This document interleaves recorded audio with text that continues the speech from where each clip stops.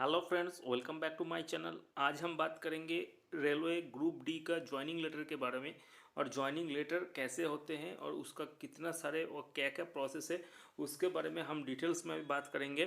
देखिए, ये है by RPAD means register post with acknowledgement due.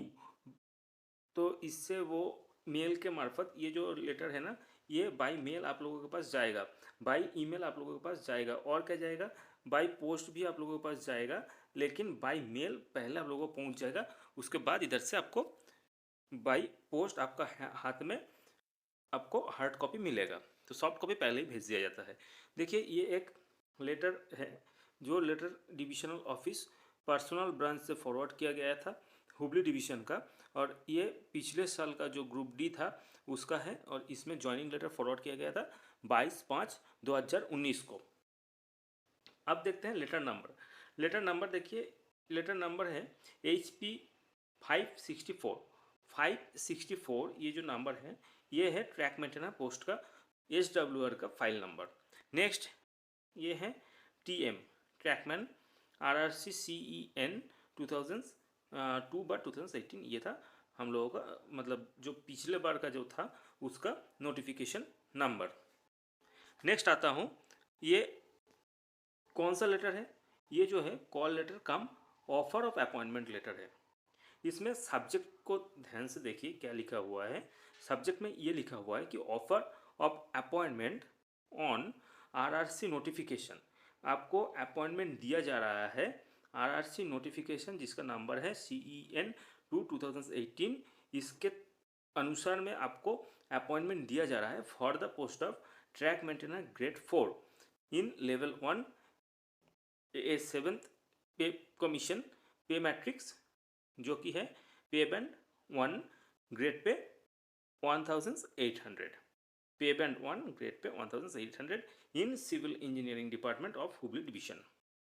Okay, आप देखिए इधर रेफरेंस, लेटर का रेफरेंस कौन सा था, PCPO means principal chief personnel officer of SWR, जिसका letter number south western railway P563 means इसका जो इनवर्ड होता है वो 563 से होता है। उस लेटर का ग्रुप डी CN2/2018 और इसका डेटेड 25/2019 का है। अब आते हैं इसके डिटेल्स में, पोस्ट के डिटेल्स में। देखिए इधर क्या लिखा हुआ है, you have been considered for appointment on RRC notification CEN2/2018 for the post of track maintainer grade 4 in level 1 7th pay commission pay matrix 1 GP 1800 in civil engineering department and allowed to Hubli division South Western Railway on pay rupees 18,000 plus usual allowance admissible under rules in force from the time to time subject of the following conditions। इसका मतलब मैं समझा देता हूँ आप लोगों को कि आपको 18,000 रुपये जो बेसिक पे है वो मिलेगा, प्लस उसके साथ क्या मिलेगा, यूजुअल अलाउंस, जो अलाउंस आपको मिलता है। और ये कौन सा अलाउंस है उसका एक वीडियो मैं पहले ही बना के रख चुका हूँ, मेरा प्लेलिस्ट में जाके उधर से देख लीजिए। और ये टाइम टू टाइम बढ़ेगा, जैसे कि आपको प्रमोशन होता है, आपका इंक्रीमेंट होता है, आपको DA बढ़ता है, उस हिसाब से ये भी बढ़ेगा।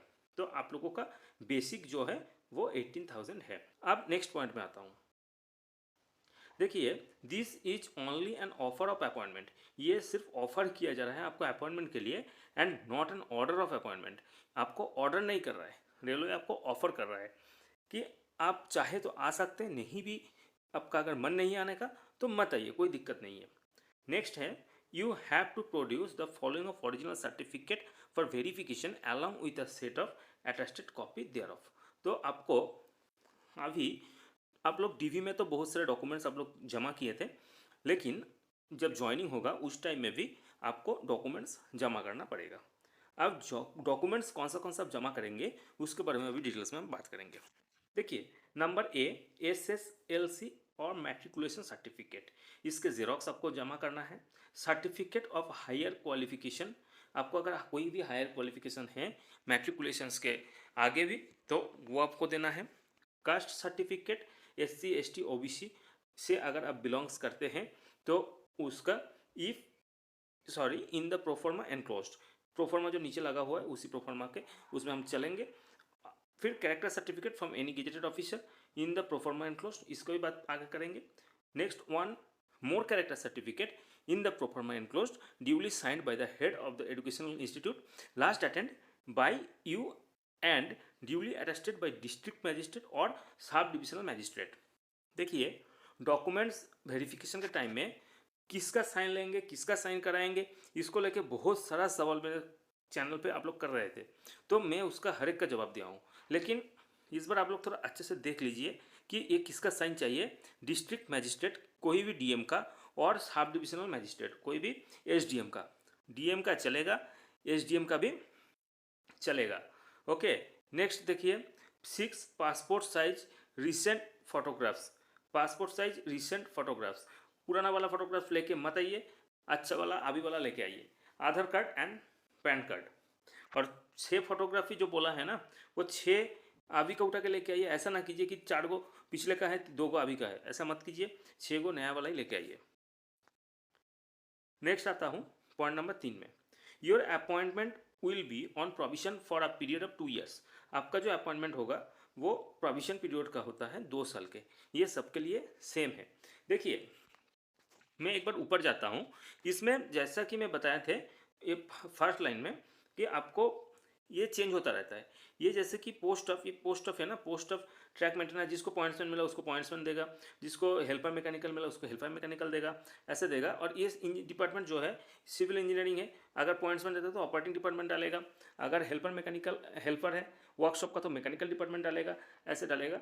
ये सब चेंजेस आएगा। अगर इलेक्ट्रिकल के हैं तो इलेक्ट्रिकल डिपार्टमेंट डालेगा, ऐसा आएगा। अब डिवीजन भी तो चेंज होगा, जिसको हुबली मिला है हुबली, जिसको बेंगलोर मिला है बेंगलोर, जिसको मैसूर मिला है मैसूर, और जिसको आरडब्ल्यूएफ मिला है आरडब्ल्यूएफ, ऐसे डालता है। नेक्स्ट आता हूँ, तो ये सब चेंज इसमें रहता है।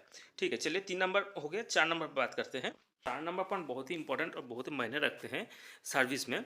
जैसे कि आपको ये क्लियरिफाई कर दिया जा रहा है कि 14 डेज के नोटिस में रेलवे आपको सर्विस से निकाल सकते हैं। आपका कुछ भी सुनने का ज़रूरत उसको नहीं है। अगर आप प्रोविजन पीरियड में कुछ भी गलती करते हैं तो ये रिक्वेस्ट है।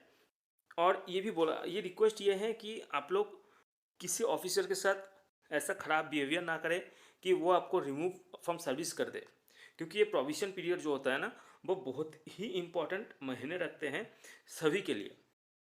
प्रोविजन पीरियड में अगर आप मिसबिहेव करते हैं, अगर आप रूल्स को फॉलो नहीं करते हैं, अगर आप देखा जाए कि आप उस काम के लिए फिजिकली और मेंटली प्रिपेयर्ड नहीं हैं, तो आपको रेलवे बिना कुछ पूछे 14 डेज के नोटिस में आपको निकाल देगा। और ये कहाँ है, clause number 2 article number 311 of the constitution of India, इसमें लिखा हुआ है। चलिए नेक्स्ट आता हूँ 5 नंबर पे, you will be govern by the new pension scheme.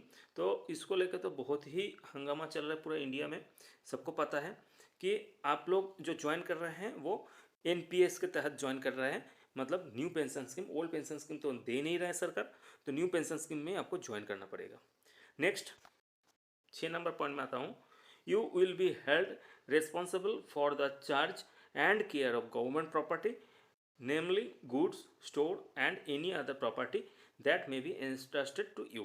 मतलब आप जो भी काम कर रहे हैं उसमें गवर्नमेंट के सारे सामान लेकर आप काम करेंगे, तो इसके लिए कोई भी गुड्स यूज़ कर रहे हैं स्टोर में आप अगर हैं तो वो सभी चीज़ को आपको प्रोटेक्टली रखना है।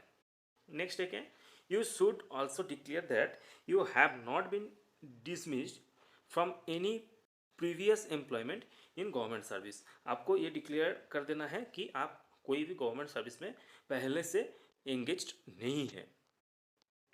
नेक्स्ट है 8 नंबर, if you are already in government service. अगर आप ऑलरेडी गवर्नमेंट सर्विस में हैं तो एक नो ऑब्जेक्शन सर्टिफिकेट और एक रिलीज ऑर्डर लेके आइए, नहीं तो आपको D&AR केस हो जाएगा, मतलब आपके ऊपर चार्जशीट आ जाएगा और आपको रिमूव फ्रॉम सर्विस भी कर दिया जाएगा। नेक्स्ट है, through your initial appointment it made on the division of Southeastern Railway, you are liable to be transferred anywhere on the railway in the existence of service।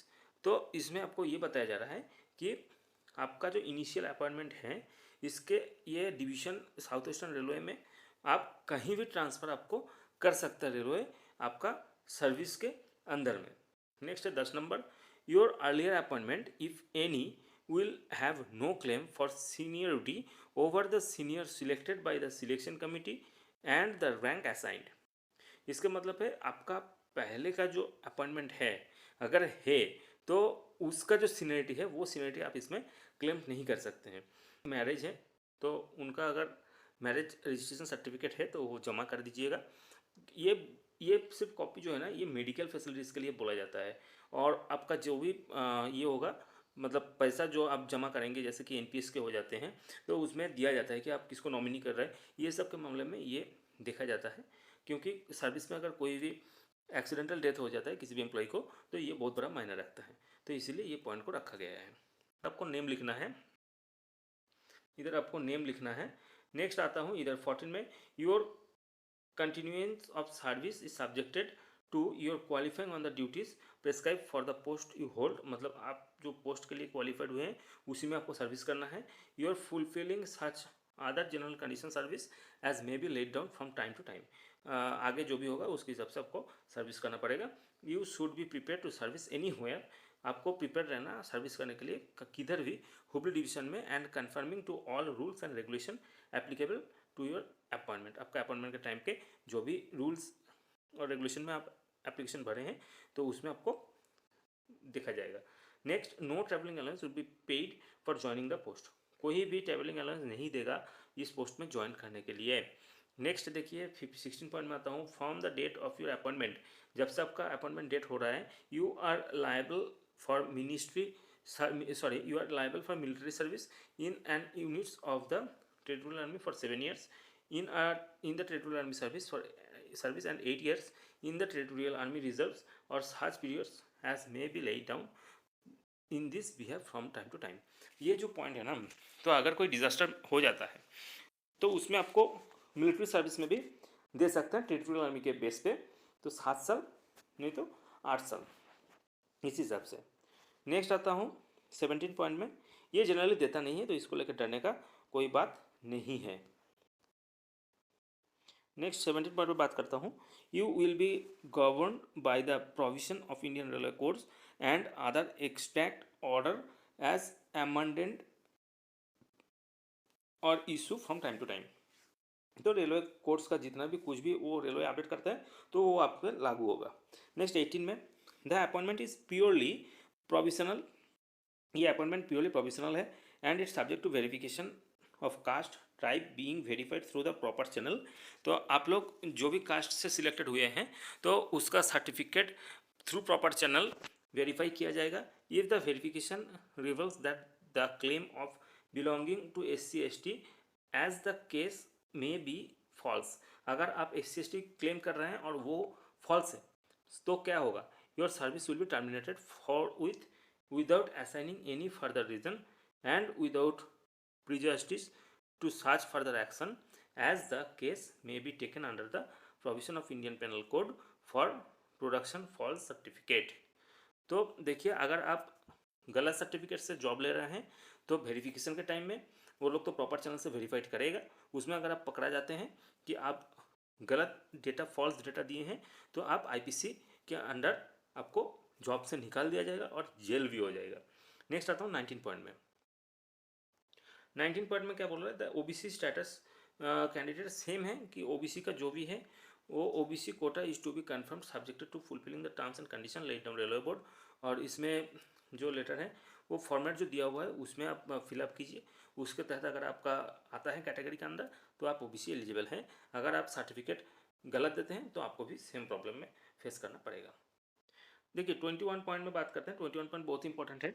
इसमें क्या बोल रहा है, if you intend to take up the appointment, अगर आप ये appointment को accept कर रहे हैं तो ये सब कंडीशन में please signify your acceptance and return this form. तो अगर आप ये एक्सेप्ट कर रहे हैं तो आइए और duplicate copy with the enclose which is enclose to detention by your.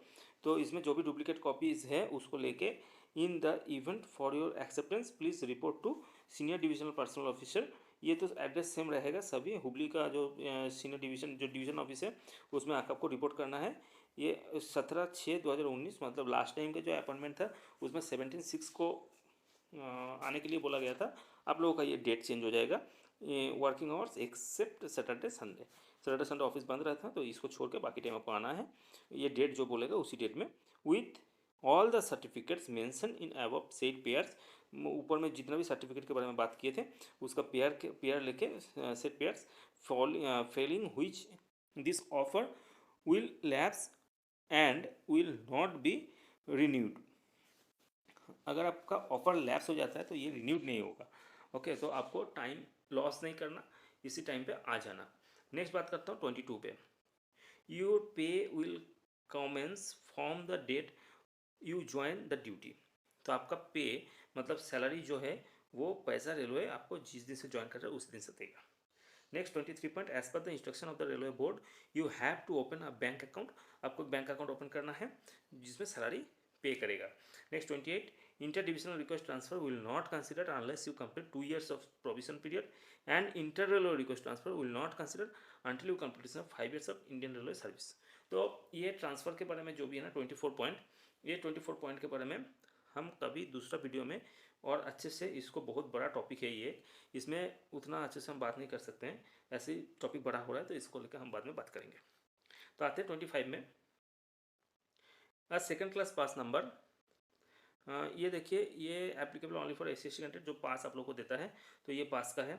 Next आता हूँ 26, as per the instruction of railway board you have been open a bank account to credit same है cheque और bank payment. Next है inter railway inter divisional request transfer will not consider unless you complete 5 years of the prescribe professional period.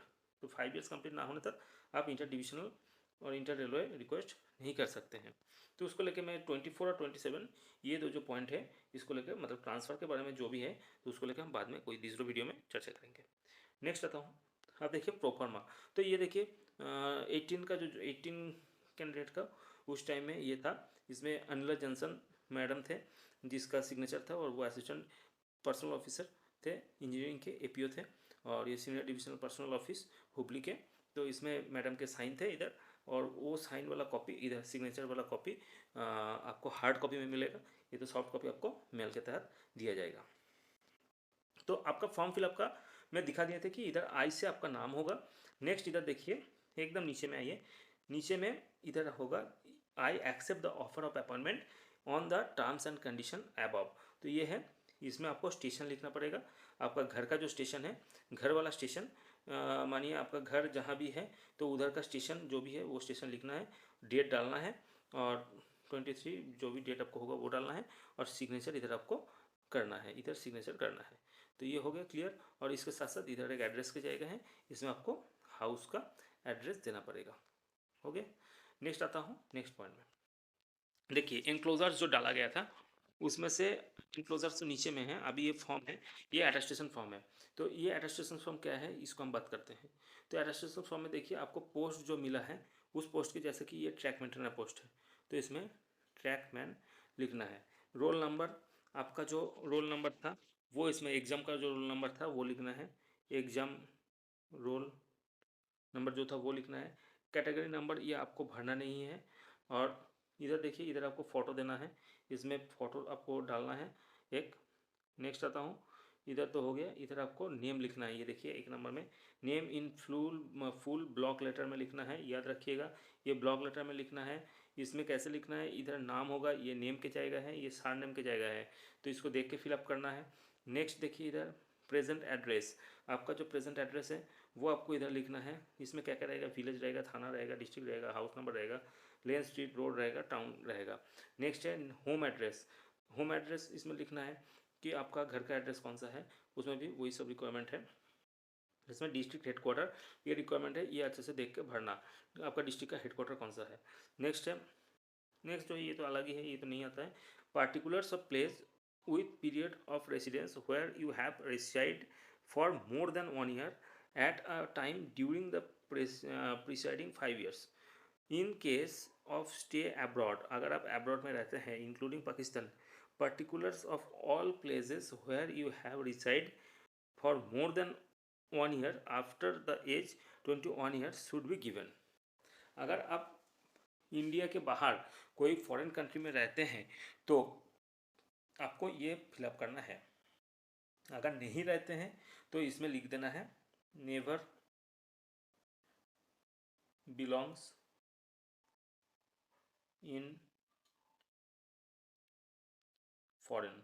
Okay, तो ये आपको इधर लिख देना है। नेक्स्ट आता हूँ ये डिटेल्स में, ये सबको फिलअप करना है। Name, full name with allies if any. तो पहले फादर का नाम डालना है आपको इधर, उसका देखिए ये कॉलम ऐसे हैं, फादर का नाम डालना है, फिर इधर उसका नेशनलिटी कौन सा है, जैसे कि ये इंडिया होगा तो इंडिया लिखना है। प्लेस ऑफ बर्थ कहाँ है वो लिखना है, प्लेस ऑफ बर्थ। फिर इधर ऑक्यूपेशन, उनका ऑक्यूपेशन क्या है वो लिखना है। प्रेजेंट पोस्टल एड्रेस, उनका पोस्टल एड्रेस क्या है वो लिखना है। परमानेंट होम एड्रेस, उनका होम एड्रेस क्या लिखना है। नेक्स्ट मदर के लिए भी सेम प्रोसेस है। वाइफ अगर है और अगर कोई वुमेंस कर रहे हैं, उसका हस्बैंड है तो हस्बैंड को लिखना है। फिर अगर ब्रदर्स है और सिस्टर से कोई भी है तो इसमें ब्रदर्स को लिखना है। फिर सिस्टर है तो इसमें सिस्टर को लिखना है। ऐसा करके ये देखिए, ये ब्रदर्स का इधर हो गया और सिस्टर का इधर हो गया, तो ये सिस्टर का भी कंप्लीट करना है ऐसा करके। ओके, नेक्स्ट है information to be furnished with regards son and daughter. अगर उनका बच्चे हैं तो उसका भी डिटेल्स इधर देना है। तो इसमें पहले नाम आएगा, फिर नेशनलिटी, उसको नेशनलिटी क्या है, इंडिया होगा तो इंडिया देना। प्लेस ऑफ बर्थ कहाँ है वो देना। कंट्री इन विच स्टार्टिंग और लिविंग विथ फुल एड्रेस, जहाँ पे वो है और पढ़ रहा है उसको देना। अगर इंडिया में पढ़ रहा है तो इंडिया, अगर अब्रॉड में पढ़ रहा है तो abroad. Date from which starting living in the country, मतलब कब से वो बाहर है तो वो देना है। अगर कुछ भी नहीं है तो एन ए लिख देना। अगर कुछ भी नहीं है, इसमें से कुछ भी अगर नहीं है आपको तो आप सीधा एन ए लिख देना। ओके, नेक्स्ट आता हूँ नेशनलिटी, ये तो फिलअप करना है जो कि इंडियन हो गया। फिर डेट ऑफ बर्थ ये देना है, आपको लिखना है इधर date of birth MM DD YY के हिसाब पे। और इधर आपका एज क्या है वो लिखना है। एज एट मैट्रिकुलेशन, आप जब 10th पास किए थे उस टाइम में आपका एज क्या था वो कैलकुलेशन करने देना है। और place of birth, district and state in which situated, means आपको आपका जन्म कहाँ हुआ था, कौन सा डिस्ट्रिक्ट में, कौन सा स्टेट के, वो लिखना है। District and state which you belong, आप कौन सा स्टेट के कौन सा डिस्ट्रिक्ट में बिलोंग करते हैं वो लिखना है। District and state to which your father originally belong, तो आपका फादर कौन सा स्टेट का कौन सा डिस्ट्रिक्ट से बिलोंग करता है वो भी आपको देना है। नेक्स्ट 9 पे आता हूँ, योर रिलीजन, तो आपका रिलीजन जो है वो इसमें लिखना है। आप हिंदू है, मुस्लिम है, क्रिश्चियन है वो आपको लिखना है। नेक्स्ट आता हूँ इसमें, are you a member of schedule caste, schedule tribe, इसमें अगर है तो फिर आपको येस और नो करना है। नेक्स्ट है एजुकेशन क्वालिफिकेशन, इसमें आपको टोटल लिखना पड़ेगा। देखिए एजुकेशन क्वालिफिकेशन का जो है इसमें आपको लिखना है, पहले तो आपको 10th हो जाएगा, फिर आपका 12th हो जाएगा, फिर नीचे नीचे आप लिखते जाइएगा। फिर जैसे कि आपका ग्रेजुएशन हो जाता है, फिर आपको अगर ग्रेजुएशन की जगह में अगर आपको डिप्लोमा है तो डिप्लोमा हो जाता है, अगर किसी को बीटेक है तो बीटेक हो जाता है। ऐसा करके ये फिलअप करना है। तो उसमें आप डेट ऑफ एंटरिंग कब एंटर किए थे उसमें, और डेट ऑफ लिविंग मतलब कब, 10th का कब से कब तक था वो लिखना है, 12th का कब से कब तक था वो लिखना है। फिर अगर आप ग्रेजुएशन करते हैं, इंजीनियरिंग में कुछ भी करते हैं तो उसका कब से कब तक था लिखना है, और कौन से ईयर में आप पास हुए हैं वो भी लिखना है। ये जो भी है ये है, are you having any appointment of central state government, अगर आप सेंट्रल स्टेट गवर्नमेंट का कुछ भी जॉब कर रहे हैं तो उसके लिए ये कॉलम ये है, ये टेबल, इसमें तो लिखना है सर्विस फ्रॉम कब से कब तक वो सर्विस किए हैं, और डेजिग्नेशन कौन सा डेजिग्नेशन में वो सर्विस किया है। Full name and address of employer, आपको फुल नेम और एड्रेस लिखना है, और रीज़न फॉर प्रीवियस, तो प्रीवियस क्या रीज़न था वो लिख देना है। नेक्स्ट है इफ़, तो ये जो लोग सर्विस कर रहे हैं तो गवर्नमेंट और सेंट्रल गवर्नमेंट और स्टेट गवर्नमेंट एम्प्लॉय के लिए ही है, ये नॉर्मली जनरली किसी के लिए नहीं है।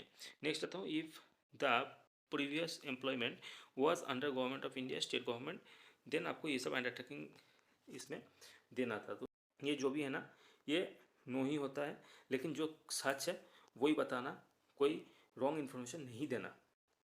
नेक्स्ट आता हूँ इसमें, if the answer of any of the above yes, अगर कोई भी यस है तो उसका फुल डिटेल्स लेके आना। ओके, और देखिए इधर है 13 में name of two responsible person, ये आपको करना है फिलअप 13 वाला, जो कि आपका लोकेलिटी का दो रिस्पॉन्सिबल पर्सनस का रेफरेंस लाना है। इसमें आपको रेफरेंस 1 दिया गया, रेफरेंस 2 दिया गया, उनका नेम देना, सिग्नेचर, पहले तो नेम देना, उसका एड्रेस लिखना, बस यही दो काम है। नेम लिखना क्या क्या देना है, नेम देना है और एड्रेस देना है। ओके, तो ये दोनों काम करना है और साथ में कॉन्टैक्ट नंबर देना है। अब इधर कैंडिडेट का सिग्नेचर होगा और प्लेस होगा। ओके, तो इतना ही आपको फिलअप करने का था। नेक्स्ट आ जाता हूँ एनेक्स्चर में। अब ये देखिए कैरेक्टर सर्टिफिकेट है जो कि आपको फिलअप करके लाना है। और ये कैरेक्टर सर्टिफिकेट की बात करते हैं। कैरेक्टर सर्टिफिकेट आपको certificate to be signed by gazetted officer central और स्टेट, किसका होना, गेजेटेड ऑफिसर का होना, कोई भी सेंट्रल गवर्नमेंट और स्टेट गवर्नमेंट का। तो इसमें सर्टिफाइड दैट ये आप भी फिलअप करके लेके जाएंगे, वो लोग साइन कर देगा। सर्टिफाइड दैट आई नो, तो आपको अगर श्री है श्रीमती है उसके हिसाब से आपका नेम इधर डाल देना। नेम इधर लिखेंगे ऑफ, तो श्री और श्रीमती डॉटर और सन ऑफ, आपका फादर का नेम इधर होगा। नेक्स्ट हो गया ऑफ द लास्ट, कितना साल के लिए वो जानता है, तो ये मिनिमम 10 ईयर्स कीजिएगा। बेस्ट ऑफ माई नॉलेज, तो ये कंप्लीट हो गया। अब इधर आपको क्या करना है, कुछ भी नहीं करना है, इतना फिलअप करना है।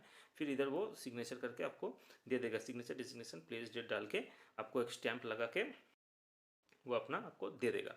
नेक्स्ट आता है इसी के साथ में है character certificate for group D service. तो अब ग्रुप डी सर्विस के लिए सर्टिफिकेट, तो इसमें भी वही है, आपका नेम लिखना है। फिर इधर भी आपको फादर और मदर का नेम लिखना है। फिर फॉर द लास्ट, ये भी 10 ईयर्स हो जाएगा। और ये करना है कहाँ से, टू बी साइंड बाय, देखिए to be signed by head of the educational institute last attend and similar certification from the employer if any. आपको ये करना है एजुकेशनल इंस्टीट्यूट जहाँ पे आप लास्ट पढ़े थे। जैसे कोई भी कैंडिडेट अगर 10th के बाद ये जॉब ले रहे हैं तो वो स्कूल का करेगा। अगर 12th के बाद ले रहे हैं तो वो 12 जिस स्कूल से पढ़े थे उसका। अगर ग्रेजुएशन की बात कर रहे हैं तो ग्रेजुएशन जहाँ से किए थे उस कॉलेज का प्रिंसिपल का। और अगर कोई डिप्लोमा किए हैं, बीटेक किए हैं, एमटेक किए हैं, कोई भी किए हैं, उस कॉलेज का प्रिंसिपल से करना है। तो last education qualification, last education certificate आप जहाँ से उठाए उधर से आपको ये सर्टिफिकेट सिग्नेचर करके लाना है। और वो इधर सिग्नेचर करेगा, उसका डेजिग्नेशन डालेगा, स्टैम्प डालेगा, प्लेस और डेट डाल देगा। और इसमें आपका नाम इधर, आपका नेम इधर लिख के ले जाना है कि आप उसका रिलेटेड में नहीं है। नेक्स्ट ये आता है अटेस्टेड। अब ये अटेस्टेड कौन करेगा, देखिए इस फॉर्म में तो पहले ये दोनों को, सॉरी, इस फॉर्म में पहले तो ये दोनों अटेस्टेड करेगा। इधर आपका एक कोई सेंट्रल गवर्नमेंट ऑफिसर्स करेगा, फिर ये आपका स्कूल वाला करेगा। नेक्स्ट आ जाता है ये वाला, ये अटेस्टेड कौन करेगा, इधर आपको कुछ भी नहीं करना है, ये टोटली वो ही करेगा। उसका सिग्नेचर रहेगा, उनका डिजिग्नेशन रहेगा, स्टैंप रहेगा, प्लेस डेट डालेगा। इसमें कौन करेगा, कोई भी first class executive magistrate, act number हो गया ये। नेक्स्ट है डिस्ट्रिक्ट और सब डिविजनल मैजिस्ट्रेट। नेक्स्ट होता है एसडीओ, एसडीएम, एसडीएम नहीं तो डीएम, डीएम एसडीएम नहीं तो कोई भी फर्स्ट क्लास एग्जीक्यूटिव मैजिस्ट्रेट से आपको ये साइन करा के लेके आना है। नेक्स्ट आता हूँ आइडेंटिटी सर्टिफिकेट। ये भी एक आइडेंटिटी सर्टिफिकेट, इसमें आपको क्या होना है, एक फ़ोटो डालना है। नेक्स्ट इधर देखिए, सीधा आपको इधर आ जाना है कि सर्टिफाइड दैट श्रीमती श्रीमती कुमारी, आपको इधर नाम डालना है।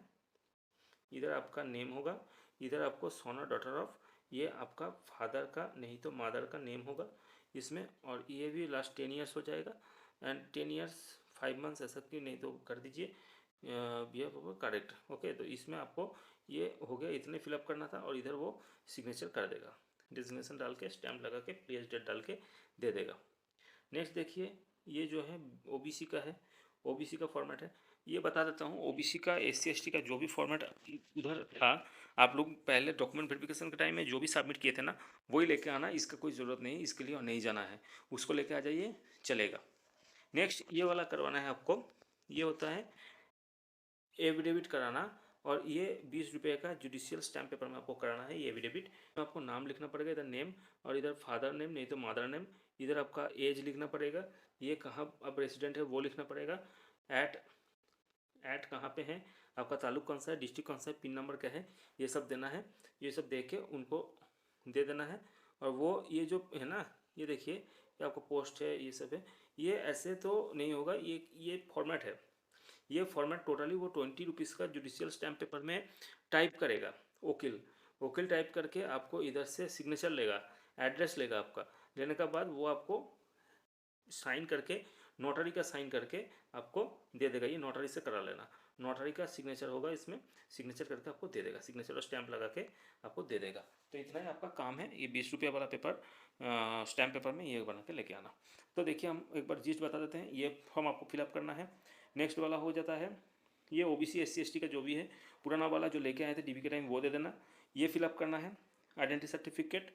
नेक्स्ट हो जाता है कैरेक्टर सर्टिफिकेट वाला, इसमें 3 जगह साइन कराना है।